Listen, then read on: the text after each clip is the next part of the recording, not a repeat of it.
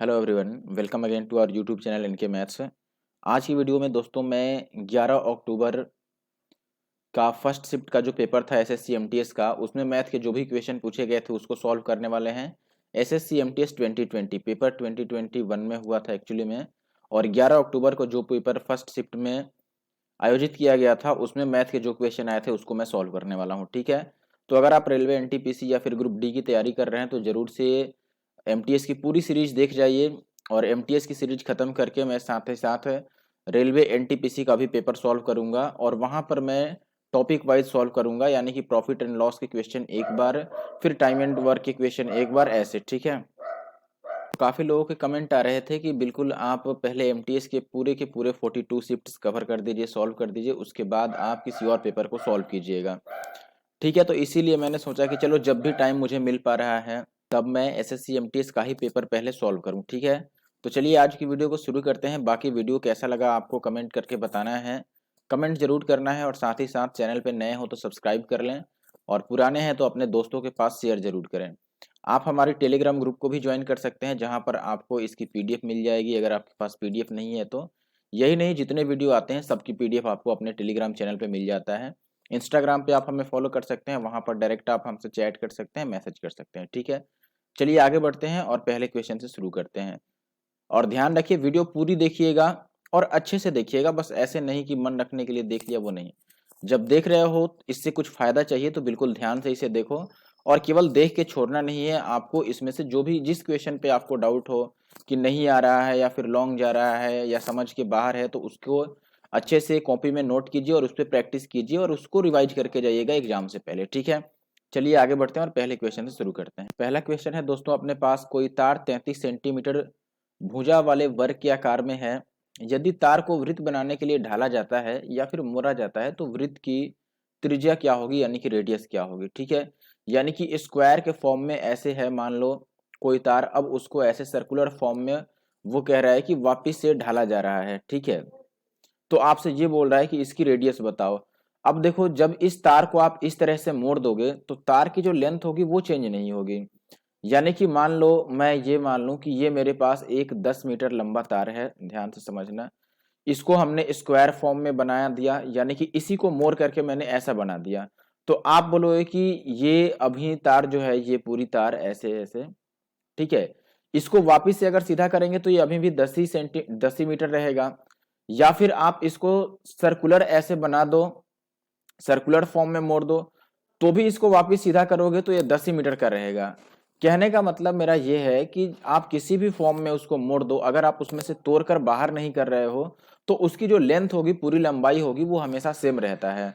ठीक है, और लंबाई सेम कहने का हमारा मतलब यहाँ पर क्या है कि ये जो वर्ग है, वर्ग का जो परिमाप होगा और इस वृत्त की जो परिधि होगी वो बराबर होगी। परिमाप यानी कि पेरीमीटर और परिधि यानी कि सरकमफ्रेंस। ठीक है, तो सर्कल का सरकमफ्रेंस और जो स्क्वायर है इसका पेरीमीटर सेम रहेगा। पेरीमीटर का मतलब ये बाहरी घेरा होता है और यही सरकमफ्रेंस भी होता है एक्चुअली में सर्कल में, तो वो दोनों सेम रहेगा। सेम रहने का कारण क्या है, तार की लंबाई सेम रहेगी, चाहे आप उसको वृत्त के रूप में मोड़ दो, वर्ग के रूप में मोड़ दो या त्रिभुज के रूप में मोड़ दो। ठीक है, तो हम यहाँ पर सेम कर लेते हैं। देखो, वर्ग की भुजा दे रखी है हमें कितनी, 33। ठीक है, तो इसका जो परिमाप होगा वो कितना होता है, 4 इंटू साइड, तो 4 इंटू 33 हो जाएगा। और यहाँ पर वृत्त का परिधि कितना होता है, 2 पाई आर, तो 2 पाई का मतलब 22/7, और रेडियस तो हमें बताना ही है, बस कैंसिल आउट कर दो। अच्छा बताओ, इसको अगर कैंसिल करोगे तो ये कितनी बार में कटेगा, 2 से कट जाएगा, 2 दूना 4, और 2 से 11 दूना 22, और 11 तिया 33। आर की वैल्यू कितनी आ जाएगी, 7 तिया 21, यानी कि 21। देखें भाई, नेक्स्ट क्वेश्चन आपको सिंप्लीफिकेशन का दिया गया है। तो पहले हम ब्रैकेट सॉल्व कर लेते हैं। देखो, इसको हम यहाँ तक एक टर्म ले लेते हैं। ठीक है, इनको हम एक टर्म ले लेंगे और इनको एक टर्म ले लो और इनको एक टर्म। ठीक है, ऐसे करके हम इसको सॉल्व कर लेते हैं। मैंने पहले भी बता रखा है, अगर आपने एमटीएस का सॉल्यूशन पुराना देखा है इससे पहले वाले शिफ्ट का, मैंने बोला था कि सिंप्लीफिकेशन का क्वेश्चन यदि लंबा हो तो आप प्लस माइनस से उसको अलग अलग पार्ट में डिवाइड कर लो और फिर अलग अलग सॉल्व कर लो, इजी रहेगा, और वैसे गलत होने के भी चांसेस नहीं रहते हैं। तो पहले देखो इसका आंसर क्या बनेगा, तो आप बोलोगे 16 3 48, तो 50/3 है, और 10 से अगर डिवाइड करेंगे तो ये 5/3 रह जाएगा। 50/3 को 10 से भाग करेंगे, कितना रह जाएगा, 5/3। ठीक है, फिर इसकी वैल्यू बताओ कि इसकी वैल्यू क्या आएगी, तो आप बोलेंगे देखो ये 4 दूना 8 कट रहा है, तो 5 दूना 10/3 है। अभी ये ऑफ है तो ऑफ का मतलब भी मल्टीप्लाई ही है, तो ये 5 भी कट रहा है एक्चुअली में, तो ये 4/3 बन रहा है। ठीक है, यहाँ पे बन गया 4/3। अब इसकी बात करें तो ये देखो, ये 8 दूना 16, तो 11 दूना 22/3 आ गया ये। और माइनस ये कितना है देखो, इस ये एक्चुअली में बनेगा कितना, आप बोलो कि ये 1/4 है और 28 तो ऊपर चला जाएगा, तो 4 सत्ते 28, यानी कि ये माइनस का 7 बन गया। और यहाँ बीच में क्या था, प्लस था। चलो अब ये अलग हो गया अपना। ठीक है, अब इनको एक साथ कन्वर्ट कर लो। देखो यहाँ माइनस था ना, तो वो माइनस यहाँ पे आ जाएगा, तो ये आ गया 5/3 माइनस ये कितना हो जाएगा 22 और 4 26/3। ठीक है, 26/3 में से 7 को माइनस करना पड़ेगा। अच्छा 1 मिनट, ठीक है 26/3। अब देखो मेन बात है ना कि यहाँ पर अगर प्लस कर लें, फिर यहाँ पर 3 ऑलरेडी है ही, तो एक ही बार ये माइनस ही ब्रेक कर लेते हैं। क्यों, इस माइनस से मल्टीप्लाई कर देते हैं, तो ये माइनस का 4/3 आ जाएगा और माइनस का 22/3 और प्लस का 7, यही आएगा ना। अब इनको सॉल्व कर लेते हैं। देखो ये कितना हो जाएगा, तो आप बोलेंगे कि 22 और 4 26, 26 में से 5 जाएगा, तो ये माइनस का 21/3 आ जाएगा और प्लस का कितना आ जाएगा 7। तो ये 3 सते 21। अब ये माइनस का 7 और प्लस का 7 क्या बना देगा, 0। तो 0 ज्यादा सही आंसर है, ज्यादा नहीं, पूरा सही आंसर 0 ही है। चलिए नेक्स्ट क्वेश्चन देखिए। अब यहाँ पर क्या है, 1 मिनट जरा रुक जाना बस। ठीक है, देखिए नेक्स्ट क्वेश्चन में पहले एक बार हिंदी में भी समझा देता हूँ, क्योंकि ये क्वेश्चन हिंदी में नहीं अवेलेबल था। क्वेश्चन लिखा गया है आपको, a large container has 50 litre mixture of juice and water in the ratio 3:2। आगे कह रहा है कि to this 60 litre juice and water mixture is added that has a juice to water ratio of 2:1। After this 11 litres of the solution is replaced with pure juice, what is the ratio of water to juice in the final mixture. अब question ये है, हिंदी वाले लोग समझ लें। हिंदी में ये कह रहा है कि 50 लीटर एक मिश्रण है जिसमें जूस और पानी का मिश्रण है, और किस अनुपात में जूस और पानी है, 3:2 में। ठीक है, यानी कि एक बर्तन में 50 लीटर मिश्रण है जिसमें दूध और पानी का अनुपात क्या है, सॉरी दूध और पानी नहीं है, क्या है, जूस और पानी है। ठीक है, जूस और पानी का अनुपात है 3:2। अब ये कह रहा है कि एक और ऐसा ही मिक्सचर है उसके पास 60 लीटर का, जिसमें जूस और पानी का अनुपात कितना है, 2 और 1 है। तो दो अलग अलग मिक्सचर है, दोनों को मिला दिया जाता है और मिलाने के बाद उसमें से 11 लीटर निकाला जाता है मिश्रण से, और उसके जगह पर 11 लीटर पानी मिला दिया जाता है। तो सबसे बाद में पूछ रहा है आपसे कि बताओ कि जो फाइनल मिक्सचर बना उसमें जूस और पानी का क्या अनुपात है, या पानी का जूस से पूछ रहा है। एक बार मैं डायग्राम के थ्रू समझा देता हूं आपको। देखो जैसे ये एक बर्तन है, ये टोटल है 50 लीटर। ठीक है, और यहाँ पर आपको रेशियो दे रखा है जूस का वाटर के साथ, क्या दिया है भाई, 3:2। चलो ये मैं बाद में बना दूंगा। ये दूसरा बर्तन है अपना, इसमें भी जूस का और वाटर का रेशियो है, और ये है टोटल 60 लीटर। अब जरा देखिए, यहाँ पर ये था 3 और 2 के अनुपात में, यहाँ पर ये है 2 और 1 के अनुपात में। अब ये कह रहा है कि इनको मिला दिया गया, इनको मिलाने के बाद जो बनेगा, इसमें से 11 लीटर निकाल दिया गया, और 11 लीटर निकालने के बाद जो बनेगा इसमें 11 लीटर ऐड कर दिया गया, क्या, केवल पानी, वाटर ऐड कर दिया गया। तो जो फाइनली मिला इसमें किसका किसका, वाटर का और जूस का रेशियो, ये पूछ रहा है। ये पूरा केस है, यानी कि पहले बर्तन में 3 और 2 के अनुपात में जूस और वाटर हैं, टोटल वैल्यू कितनी है, 50 लीटर मिक्सचर है। दूसरे बर्तन में मिक्सचर 60 लीटर है, रेशियो है 2 और 1 का। इन दोनों को मिलाया गया एक तीसरे बर्तन में, उसमें से 11 लीटर मिक्सचर निकाला गया, फिर 11 लीटर पानी डाला गया। तो फाइनली लास्ट में आपसे पूछ रहा है कि पानी और जूस का अनुपात बताओ, ये बात था। अब सॉल्व करें। ये तो मैंने क्वेश्चन क्वेश्चन आपको बता दिया। देखो सबसे पहले यहाँ पर आप देख लो कि ये यहाँ पर जूस और मिक्सचर कितना है, पहले वाले में जूस और पानी क्या है, कितने कितने हैं। तो आप बोलेंगे कि देखो यहाँ पर टोटल वैल्यू 3 और 2 5 बन रहा है, और 5 की वैल्यू अगर 50 दे रखा है, तो यहाँ से 3 की वैल्यू यानी कि जूस की वैल्यू कितनी हो जाएगी, आप बोलेंगे 30, और वाटर की वैल्यू कितनी हो जाएगी 20। कोई इशू नहीं है, 3 और 2 5 की वैल्यू 50 है, तो 3 की वैल्यू 30 और 2 की वैल्यू 20 होगी। यहाँ पर भी देखो 2 और 1 टोटल 3 बन रहा है, 3 की वैल्यू अगर 60 दे रखा है, यानी कि 1 की वैल्यू 20 हो गई, और 1 की वैल्यू 20 है, तो यहाँ पर जूस कितना हो गया, जूस 2 था। 1 यूनिट अगर 2 के बराबर है तो 2 यूनिट 40 होगा, यानी कि जूस 40 है, और वाटर कितना है यहाँ पर, वो 20 है, क्योंकि वाटर की वैल्यू यहाँ पे 1 थी। अब यहाँ पर जब हम दोनों को मिला लेंगे तो टोटल मिक्सचर कितना बनेगा, तो आप बोलेंगे कि पहला 50 लीटर था, दूसरा 60 लीटर, यानी कि टोटल यहाँ पर 110 लीटर बनेगा। 50 और 60 110 लीटर बनेगा। लेकिन रेशियो क्या बनेगा मिलाने के बाद, ये जरा बताओ आप। अगर मिला देंगे तो मिलाने के बाद रेशियो क्या रह जाएगा, आप जूस को एक साथ ऐड कर लो अब, कि इसमें जूस 30 था और इसमें जूस 40 था, तो 40 और 30 जूस यहाँ पे 70 है। और रेशियो वाटर कितना है, तो आप बोलेंगे कि 20 और 20 40, यानी कि 40। तो रेशियो कितना बन रहा है यहाँ पर 7:4, यानी कि थर्ड वाले में जूस का और पानी का रेशियो 7:4 था। अब बात करते हैं कि तीसरे में, इसमें से 11 लीटर अगर निकाल देंगे आप, आपको पता होना चाहिए कि किसी भी मिश्रण से जब हम कुछ लीटर निकाल देते हैं तो रेशियो चेंज नहीं होता है, उसके बाद रेशियो वही रहता है, ठीक है। तो रेशियो यहाँ पर 7 और 4 का ही रहेगा, जिसमें से 7 डिनोट कर रहा है जूस को और ये डिनोट कर रहा है वाटर को। अब इसमें 11 लीटर केवल पानी मिलाना है। तो पहले हम देख लेते हैं कि यहाँ पर जूस कितना है अलग अलग और पानी कितना है। तो आप बोलेंगे भाई कि देखो ये जो वैल्यू थी 7:4, यहाँ पर टोटल वैल्यू कितना था अपने पास, तो आप बोलेंगे 110 लीटर। यहाँ पे मैंने लिखा था दोनों, पहला 50 लीटर दूसरा 60 लीटर। 110 लीटर में से अगर आप 11 लीटर निकाल दोगे मिक्सचर, तो कितना रह जाएगा, 99 लीटर रह जाएगा। और 99 लीटर में रेशियो क्या रह गया है, देखो जूस और पानी का 7:4, यानी कि आप बोलोगे कि 7 4 11 की वैल्यू 99 है, तो 1 की वैल्यू 9 हो गई, और 1 की वैल्यू अगर 9 हो गई तो 7 की वैल्यू ये 63 आ जाएगा, और ये कितना आ जाएगा 9 चौके 36। यानी कि अभी तक जब तक हमने पानी नहीं मिलाया है, जूस कितना है उसमें 63 है और पानी कितना है, तो आप बोलेंगे 36। लेकिन सवाल में क्या कह रहा है भाई कि 11 लीटर और मिला दो इसमें, क्या 11 litre of the solution is represented pure juice, यानी कि प्योर जूस मिलाना है, सॉरी हमने पानी पढ़ लिया था। जूस 11 लीटर लास्ट में मिला देना है। तो आपको पता है कि लास्ट वैल्यू में जूस कितना है हमारे पास 63 है और वाटर कितना है 36। तो आप बोलेंगे कि जूस और इसमें 11 मिला दो, बस यही तो है। ये मिला देंगे तो ये कितना हो जाएगा 74 हो जाएगा, और रेशियो ये 36। ये दोनों ही 2 से कट रहा है, 2 से काट दो तो ये 37 रेशियो 18 आ जाएगा। तो ये आंसर होना चाहिए 37 और 18 का। तो ये अपना होगा बी होगा आंसर, क्योंकि हमसे इसमें पहले जूस बोल रहा है और बाद में लास्ट में जूस है और पहले वाटर है, ठीक है। तो हमें चेंज करना होगा, ये 18 और 37 बनेगा। चलिए अगला सवाल है अपने पास दोस्तों, 10 सेंटीमीटर भुजा वाली लकड़ी के घनाकार टुकड़े से 4.2 सेंटीमीटर त्रिज्या वाला गोला काटकर निकाला जाता है।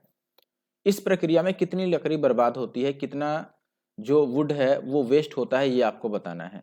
सीधी सी बात है, देखो अगर आपके पास लकड़ी का कोई भी टुकड़ा है, इसको आप चेंज करके या काट पीट करके कुछ और बना रहे हैं, तो कितना लकड़ी वेस्ट चला गया, इसके लिए हमें इसके वॉल्यूम से इसके वॉल्यूम को क्या करना होगा, माइनस करना होगा। इसका आयतन जितना था उसमें से इसका आयतन हम माइनस कर देंगे तो कितना वेस्ट हुआ है ये पता चल जाएगा। तो ये बताओ पहला क्या था, क्यूबिकल ब्लॉक था। क्यूब का वॉल्यूम क्या होता है, साइड का क्यूब, ठीक है। साइड 10 है तो 10 का क्यूब कितना हो गया 1000, यानी कि इसका आयतन 1000 हो गया, और माइनस दूसरी बार क्या बनाया गया है, गोला बनाया गया है, तो गोला का आयतन इसमें से माइनस कर दो। गोला का आयतन होता है 4/3 और पाई आर क्यूब। तो हम यहाँ पर लिख लेते हैं दोस्तों 4/3, पाई का मतलब 22/7, आर क्यूब, आर तो ये है अपने पास, दिस इज 4.2 इंटू 4.2 इंटू 4.2। बस ये चेक कर लो अब कितना आता है। ये 7 या 21 से कट जाएगा 0.2 टाइम्स, तो ये आ गया 1000। अब देखो एक और बात समझो, यूनिट डिजिट इसमें 2 है, इसमें 4 है, इसमें 8 है, इसमें 6 है, सबका यूनिट डिजिट अलग अलग है, तो हम यूनिट डिजिट पर ही काम कर लेते हैं। देखो यूनिट डिजिट कितना आएगा, इसमें 4 है, 4 दूना 8, 8 दूना 16, और 16 का 6 ले लो, 6 दूना 12 और 12 दूना 24, यानी कि यूनिट डिजिट 4 आ रहा है। तो अगर 10 में से 4 माइनस करेंगे तो 6 आएगा, यानी कि ये आंसर होगा। क्यों, क्योंकि यूनिट डिजिट 6 केवल इसी में है, ठीक है। या तो आप पूरा कैलकुलेट कर लो या यूनिट डिजिट से कैलकुलेट कर लो। आगे बढ़ते हैं, अगला सवाल अपने पास ये कह रहा है दोस्तों, seats in a college of a BSc course for physics chemistry and biology are in the proportion 7:5:8। ठीक है, there is a proposal to increase this seats by 50%, 40% and 25% respectively. What will be the proportion of increased seats, यानी कि seat बढ़ाने के बाद ratio क्या बन जाएगा। सीधी सी बात है, आप एक काम करो, इसको मान लो भाई कि ये जो है 7 था, 7 को अगर आपको 50% बढ़ाना है तो 150% इसको कर देते हैं। परसेंटेज में नहीं लिख रहा हूं क्योंकि परसेंटेज सब में आएगा तो वो तो कैंसिल आउट हो जाएगा। दूसरी वैल्यू 5 थी तो 5 को 40% इंक्रीज करना है तो ये 140 बन गया। तीसरा 8 था, इसको 25% इंक्रीज करना है तो ये 125 बन गया। सारा देखो, अब देखो ये 7 कटने वाला नहीं है पहली बात, तो पहली वैल्यू 7 से तो कटेगी ही कटेगी। अब दो पॉसिबिलिटी हमारे पास है, लेकिन क्या ये दोनों सेम आ सकता है? 14, 25, 70 बिल्कुल नहीं आएगा, तो ये आंसर हो गया बी वाला। और कुछ कहने की जरूरत ही नहीं है। बताओ, बात समझ रहे हो आप कैसे ये आंसर आया? हमने ये देखा कि पहली वैल्यू 7 से तो कटेगी, क्योंकि इस सारे में 7 है ही नहीं। या तो आप ये पूरा कैलकुलेट कर लो। अब देखो, पहला वैल्यू ये 7 से नहीं कट रहा था, ये नहीं कट रहा था, ये दोनों कट रहा था, फिर इसमें दोनों सेम कर दिया और यहाँ पर दोनों सेम है नहीं, तो ये आंसर हो गया। या फिर आप इसको कैलकुलेट कर लो तो भी आंसर आ जाए। नेक्स्ट क्वेश्चन में आपको बोला गया है the product of two positive numbers is 1344 and their ratio is 7:12, the smaller number of this numbers, वही जो भी पूछ रहे हैं। अच्छा देखो, ऐसे क्वेश्चन में आप क्या कर सकते हो, एक तो कि इसको 7x मान लो और 12x मान लो और दोनों को मल्टीप्लाई करके इक्वल टू में ये रख दो, फिर x की वैल्यू निकालो और 7 से मल्टीप्लाई कर लो। या फिर आप 7 का मल्टीपल ढूंढ लो, मैंने कई बार करा रखा है रेशियो में। 7 का मल्टीपल देखो, ये नहीं है, ये नहीं है, ये भी नहीं है, ये है, ये है और ये है। अब रह गया बात कि सही आंसर 28 है या ये है। अगर देखो छोटी वैल्यू हम 112 को मान लें तो ये 16 गुना हो रहा है, तो ये भी 16 गुना होगा, यानी कि ये 192 होगा। तो क्या दोनों का प्रोडक्ट इतना आएगा? तो आप बोलोगे कि भाई दोनों का प्रोडक्ट तो बहुत बड़ा चला जाएगा। 3 डिजिट और 3 डिजिट का अगर हम प्रोडक्ट करेंगे तो क्या 4 ही डिजिट आएगा? बिल्कुल नहीं। तो ये 112 तो नहीं होगा, यानी कि 28 सही आंसर है। या फिर जैसे मैंने शुरू में आपको बोलकर बताया, सॉल्व कर। अगले क्वेश्चन में आपको बोला गया है दोस्तों कि 16 व्यक्तियों वाले संयुक्त परिवार में सबसे बड़े और सबसे छोटे सदस्यों की आयु में 82 ईयर्स का गैप है। यदि गणना में इन दोनों को छोड़ दिया जाए तो शेष 14 व्यक्तियों की औसत आयु जो है वो कितना है? 28। पूरे परिवार की औसत आयु 30 वर्ष है, तो सबसे बड़े व्यक्ति की आयु बताइए। कोई बड़ी बात नहीं है। देखो, ये वही हो गया जो मैच वाला एक क्वेश्चन आता है एवरेज में कि मैक्सिमम स्कोर वाला और मिनिमम स्कोर वाला हटा दिया जाता है, जिसमें वही यहाँ पर है, बड़े और छोटे को हटा रहे हैं। अच्छा देखो, बड़ा और छोटा को हटा रहा है तो मैं ये मान लूं कि ये बड़ा है और ये छोटा है, इनका सम कितना बनेगा? जरा आप ये बताओ कि इनका टोटल योगफल कितना आएगा। आप बोले कि अगर पूरे परिवार का औसत आयु 30 था, यानी कि सारे को हम 30-30 मान लें, तो बड़ा और छोटा को जब जाना था तो ये ओवरऑल 60 लेकर के जाते।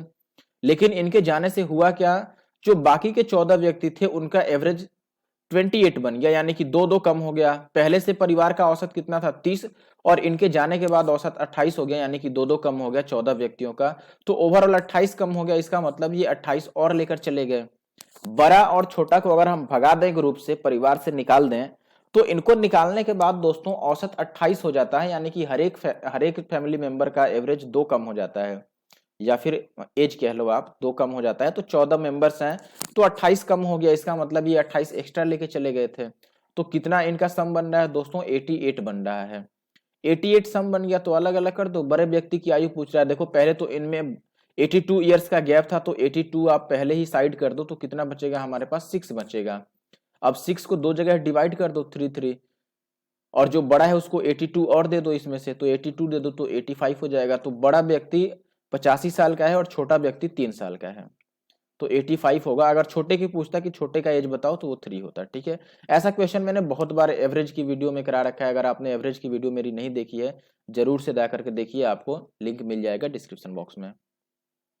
अगला क्वेश्चन फिर से सिंप्लीफिकेशन है। देखो, जब भी ऐसा क्वेश्चन आए तो ये जो आप देख रहे हो ये बार, पहले इसको सॉल्व करना होगा आपको। बार एक तरह का ब्रैकेट होता है, ये भी ब्रैकेट्स में सबसे पहले बार ब्रैकेट को ही सॉल्व करते हैं। तो पहले हम ऊपर वाले को सॉल्व कर लेते हैं। देखो, ये 119 था, इसको तो एज इट इज रहने दो।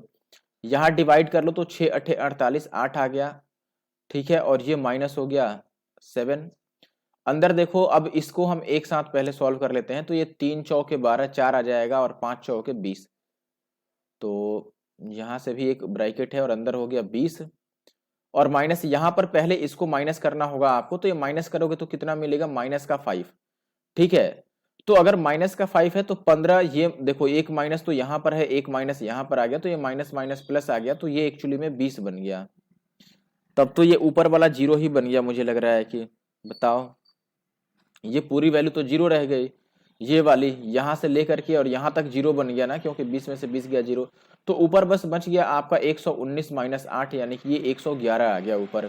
नीचे वाली वैल्यू कैलकुलेट कर लो, यहाँ से मिलेगा 3 8 24, यानी कि 8, और ये माइनस हो गया 9 3 27, ऑफ का मतलब गुना करना, तो 27 हो गया, और प्लस ये कितना हो गया 52, और माइनस देखो 8 में से 4 जाएगा तो कितना बचेगा दोस्तों अपने पास, 8 में से 4 जाएगा तो 4,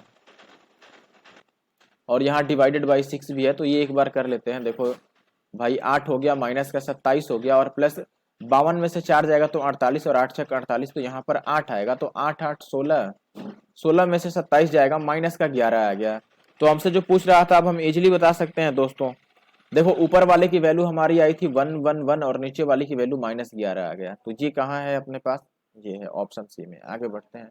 देखें दोस्त नेक्स्ट क्वेश्चन अपने पास है, यहाँ पर कोई बस किसी स्टेशन ए से स्टेशन बी की ओर चलती है जो कि 189 किलोमीटर की दूरी पर है। 1 घंटे बाद कोई कार जिसकी चाल और बस की चाल का अनुपात 3:2 है स्टेशन ए से स्टेशन बी की ओर चलना शुरू करती है। ठीक है, यानी कि कार बाद में चलना शुरू करती है कितने घंटे बाद, 1 घंटे बाद। बस की चाल किलोमीटर पर आवर में बतानी है यदि कार बस से आधे घंटे पहले स्टेशन बी पर पहुंच जाता है। ठीक है, देखो सबसे पहले तो दोनों के लिए डिस्टेंस सेम है, यानी कि ए से बी तक ही जाना है दोनों को, और डिस्टेंस है कितना 189 किलोमीटर। अगर डिस्टेंस सेम होता है दोस्तों तो जो स्पीड का रेशियो होता है और टाइम का रेशियो होता है वो रिवर्स होता है या फिर इनवर्सली प्रोपोर्शनल होता है। तो मैं यहाँ पर बोल रहा हूँ कि देखो चाल का अनुपात क्वेश्चन में गिवन है हमें कि स्पीड का रेशियो है 3 और 2, तो अगर स्पीड का रेशियो 3 और 2 है दोस्तों तो टाइम का रेशियो कितना होगा, तो आप बोलेंगे 2 और 3 हो जाएगा। ये पहला कौन सा है भाई, पहला है इसमें कार और ये है बस। अब बताओ अगर इनका स्पीड का रेशियो 3 और 2 है तो टाइम का रेशियो 2 और 3 हो गया, यानी कि कितना टाइम का गैप आ रहा है। देखो कार अगर 2 घंटे में पहुंचती है तो बस 3 घंटे में पहुंचेगी, तो गैप कितने का आ गया, 1 यूनिट का। लेकिन सवाल में ये गैप कितने का दे रखा है क्वेश्चन में, देखो क्वेश्चन में एक तो ये 1 घंटे बाद चली, ऊपर से आधे घंटे पहले पहुंच भी गई, तो 1.5 घंटे का गैप आ गया यहाँ पर।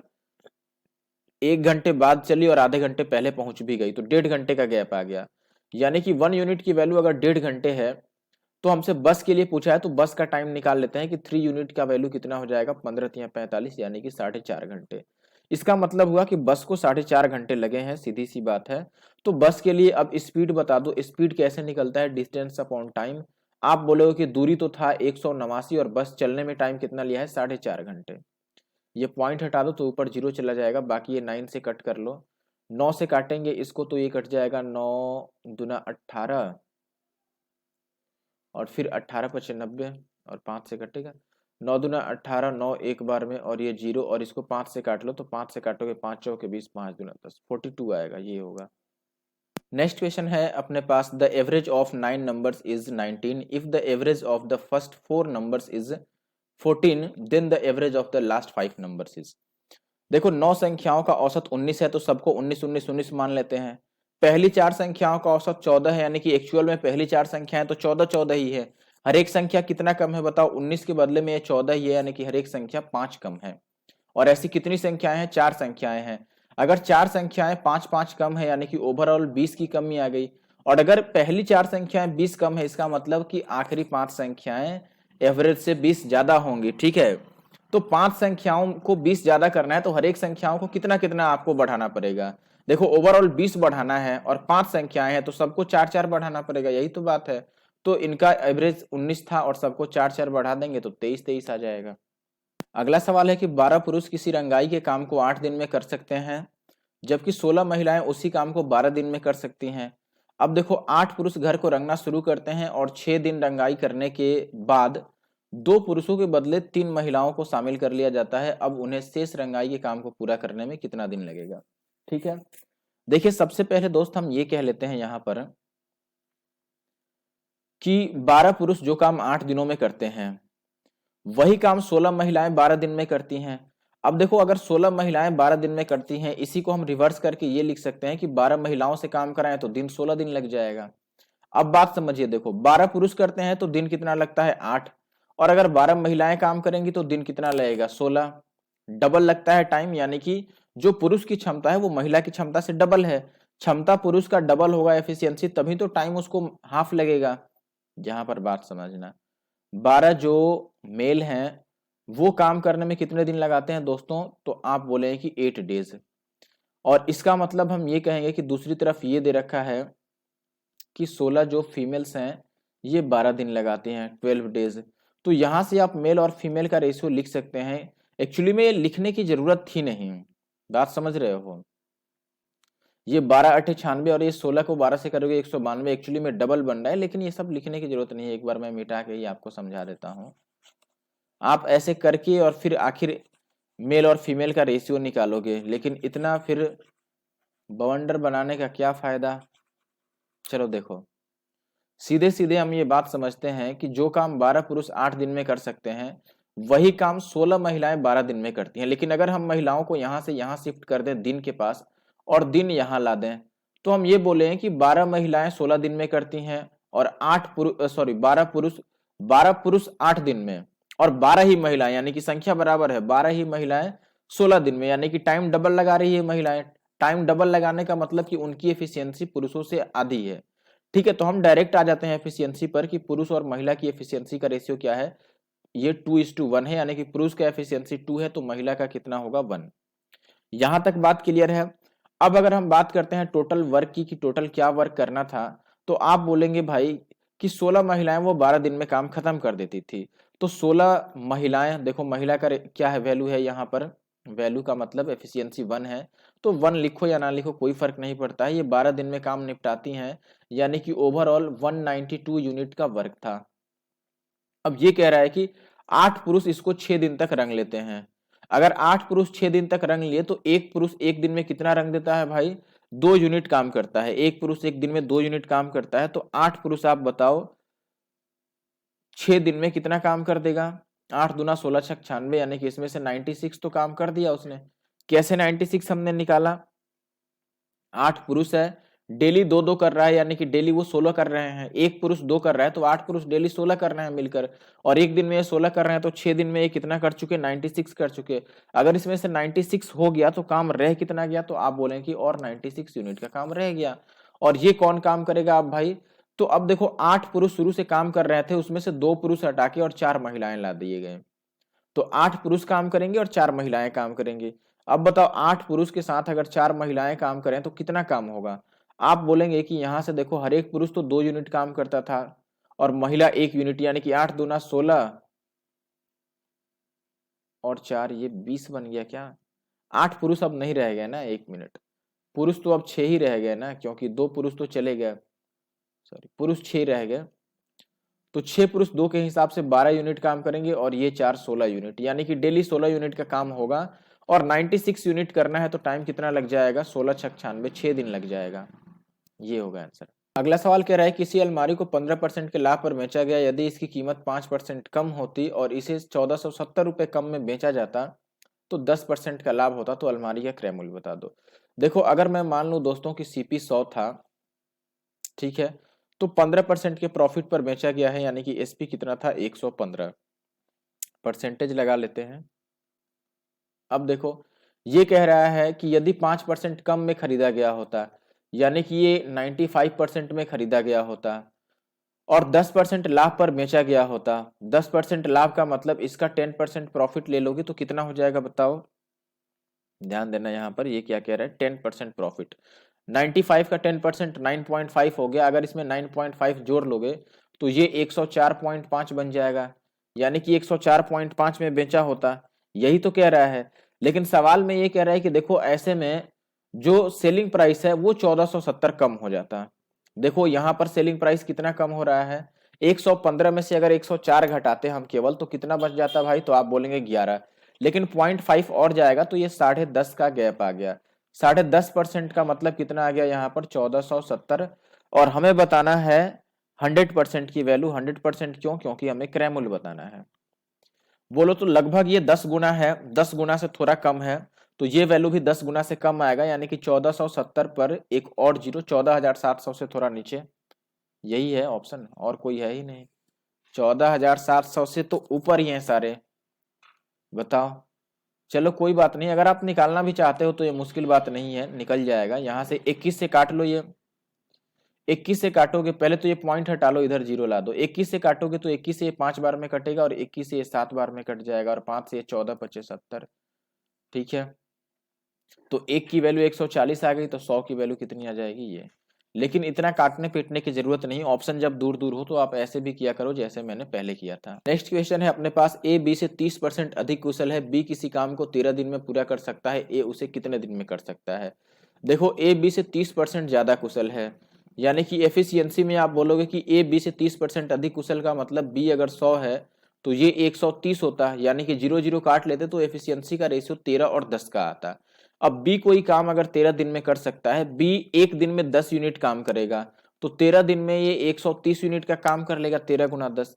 यही काम ए से करना है तो ए की एफिशिएंसी यानी कि 13 से डिवाइड कर दो तो कितना दिन लगेगा, इसको 10 दिन लगेगा। ये डायरेक्ट भी हम देख सकते थे, बात समझ रहे हो। नेक्स्ट क्वेश्चन में कह रहा है कि अमित 40 की स्पीड से अपने बाइक से किसी निश्चित दूरी को 15 मिनट में तय कर लेता है, यदि वह उसी दूरी को 12 मिनट में तय करना चाहे तो चाल कितनी होगी।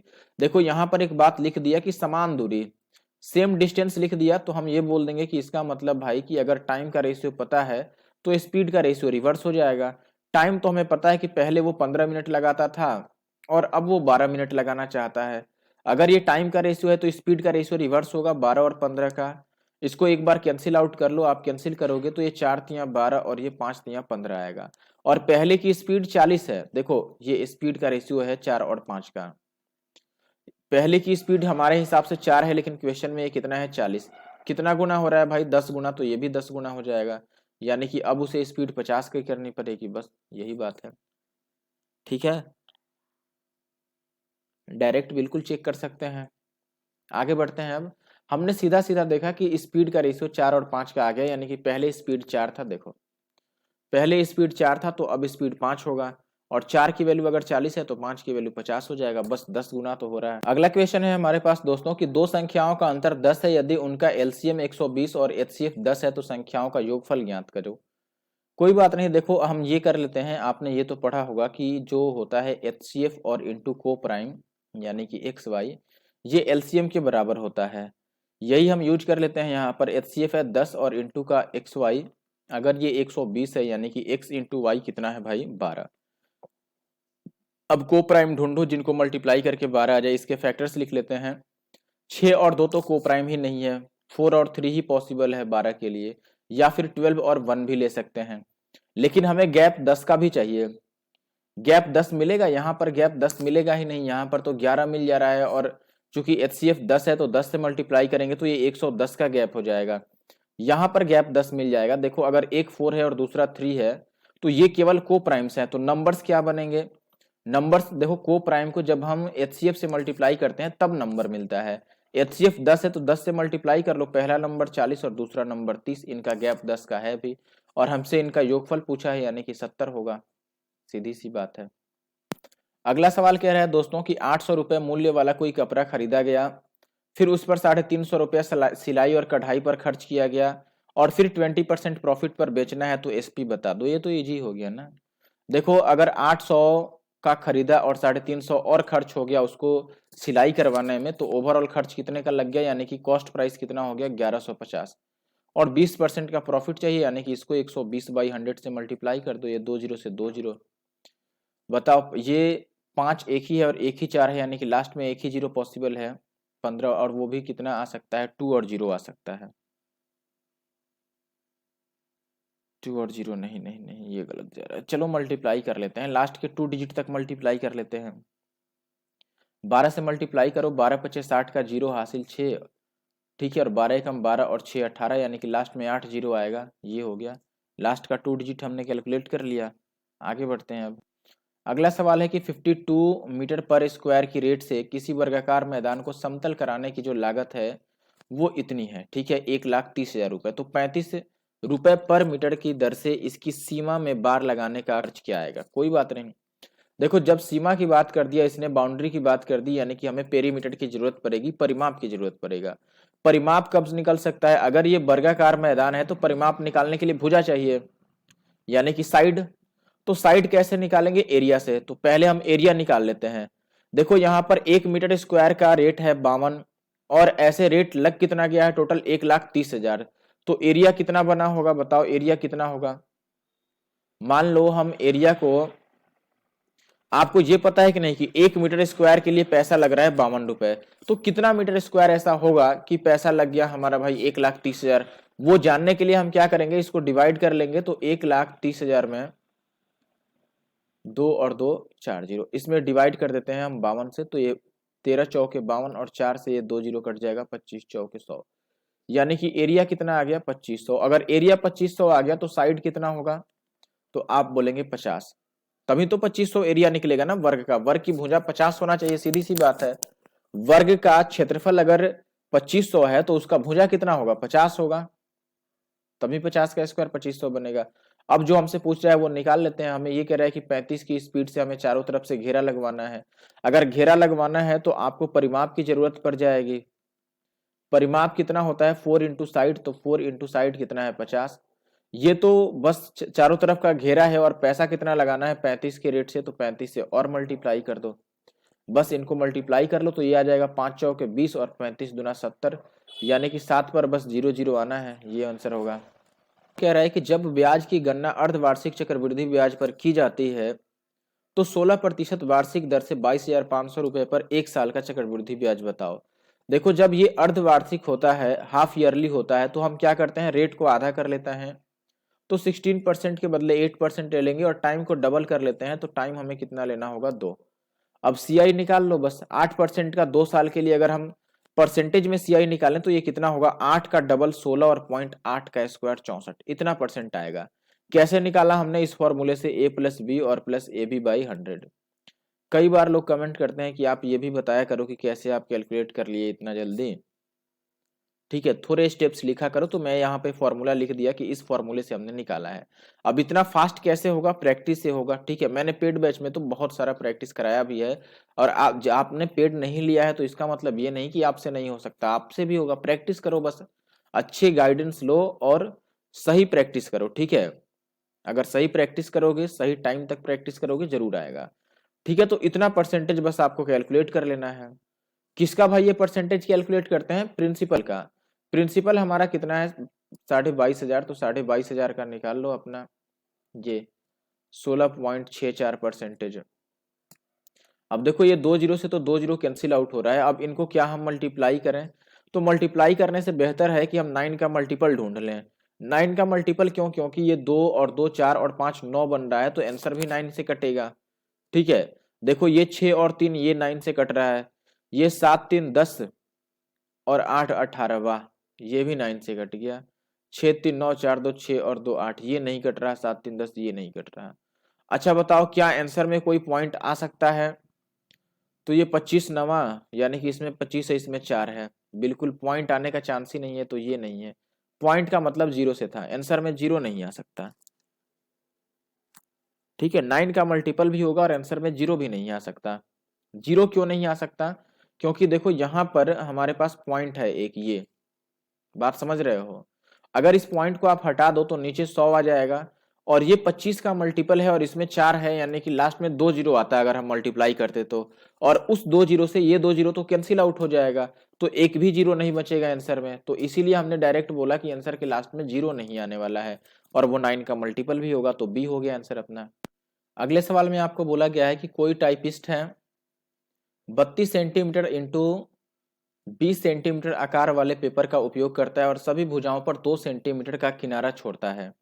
यदि वह सभी भुजाओं पर केवल 1 सेंटीमीटर का किनारा छोड़े तो टाइपिंग के लिए उपलब्ध क्षेत्रफल में हुई प्रतिशत वृद्धि बताइए। ठीक है, देखो ये क्या कहना चाहता है।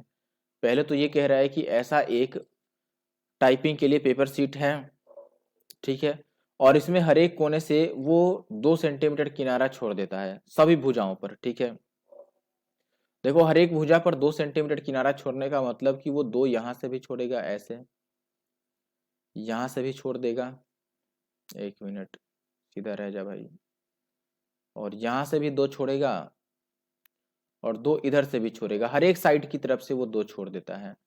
अब एक बात समझना, अगर वो 2 सेंटीमीटर यहां भी छोड़ता है, 2 सेंटीमीटर यहां भी छोड़ता है, तो केवल लेंथ तो अब इतनी ही रह जाएगी। बात समझ रहे हो, 2 और 2 4 कम हो जाएगा। देखो 2 ऊपर कम हो जाएगा और 2 नीचे, यानी कि लेंथ 4 कम हो जाएगा। एरिया को बेसिकली हमें कंपेयर करना है, एरिया 1 और एरिया 2। एरिया 1 में हम बोले हैं कि देखो पहले जो लेंथ था वो 32 था, लेकिन 4 अब कम होगा। देखो लेंथ में भी वही हाल है, लेंथ भी तो 4 कम होगा ना। देखो ये जो है ये वाला ये 2 है, और यहां पर काटेगा तो ये भी 2, दोनों साइड से 2 2 लेंथ भी छोड़ रहा है, यानी कि 4 लेंथ भी छोड़ रहा है। तो 4 कम कर दो। पहली बार में एरिया कितना था इसका, स्टार्टिंग में एरिया था 32 गुना 20, अब 32 कितना रह जाएगा, 4 कम हो जाएगा तो 28, और 20 कितना रह जाएगा 16। और बाद में ये कह रहा है कि नहीं, अब 2 के बदले में अगर वो 1 सेंटीमीटर का ही किनारा छोड़ता तो 2 2 के बदले में 1 1 छोड़ता, यानी कि 2 कम करते हम। तो 32 में से 2 कम कर देते तो ये 30 बन जाता, और 20 में से 2 कम कर देते तो ये 18। बस इनको कंपेयर कर लो। मैंने रेशियो के फॉर्म में क्यों लिखा, क्योंकि रेशियो के फॉर्म में निकाल के बाद में हम परसेंटेज में कन्वर्ट कर लें, कितना परसेंटेज कम हुआ। हमें यही तो पूछ रहा है ना कि कितना परसेंटेज बढ़ा।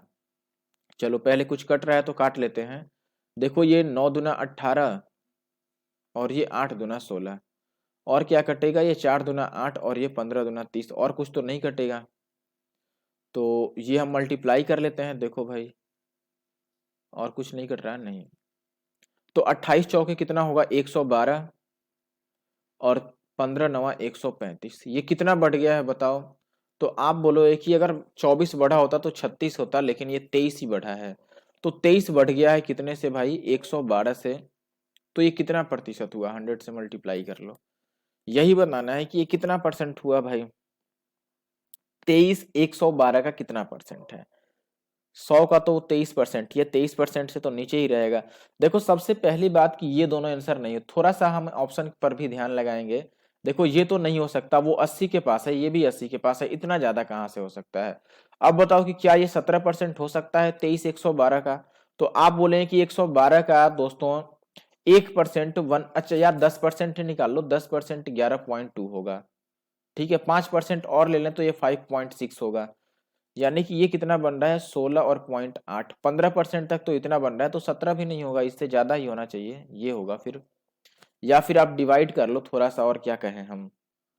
अगर आप अप्रोक्सीमेशन समझ पाते हैं तब तो ठीक है, वरना थोड़ा सा और डिवाइड कर लो। ठीक है, देखो अप्रोक्स कर सकते हैं, नहीं आपको थोड़ा प्रॉब्लम है तो हम अप्रोक्स कर देते हैं इसको। कैसे, मैं इसको 24 मान लेता हूं कि चलो ये 24 है।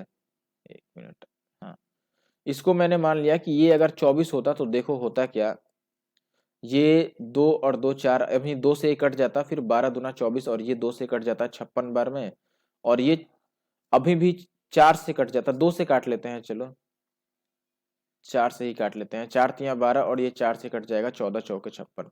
तो ये कितना आ जाता 300 और बटा का 14। अब 14 से डिवाइड कर लो आप, तो 14 दूना 28 और 2 जीरो, तो 14 दूना 28, 14 दूना 28 नहीं, 14 एक बार में, तो लगभग 21% आ रहा है ना। तो 21 सबसे किसके करीब है, इसके करीब है, ये हो जाता है आंसर। अगला सवाल कह रहा है कि अंकित कुछ रुपए लगाता है 9% की साधारण ब्याज की दर से 2 साल के लिए, और उतना ही पैसा फिर से लगा देता है वो 4 साल के लिए, कितना पर, 10% रेट पर, साधारण ब्याज पर ही।